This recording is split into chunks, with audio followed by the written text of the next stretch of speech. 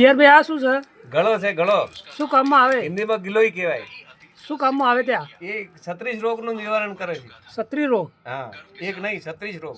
ગળો તે અને શું બહુ કરવાનું? ઉપયોગી છે, શરીર માટે બહુ લાભદાયક છે. કેવી રીતના અને પીવાની? અને મને તો બહુ માફક આવી જાય છે.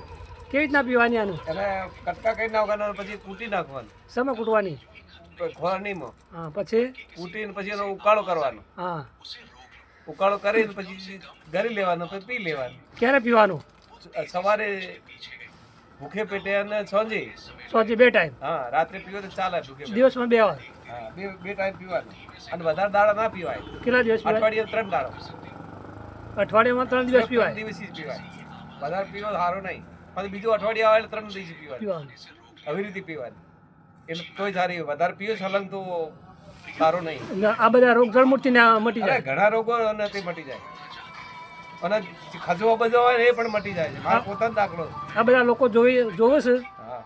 તો એમને શું કહેવા માંગો? અને તે ગળો તો શું હોય, ખજવો બજવો હોય શરીર ઉપર, એ પણ મટી જાય પીવાથી. પીવાથી? એ સલંગ પીવું પડે અઠવાડિયું 10 દાડા. અઠવાડિયે 10 દિવસ? હા, સલંગ પીવું પડે. જેને ચોમડી રોગ હોય એના માટે. તમારો જાત અનુભવ? હા, મારે પોતાના ઘેરથી મટી ગયો ને. મટી ગયો? હા. એ સારું સારું.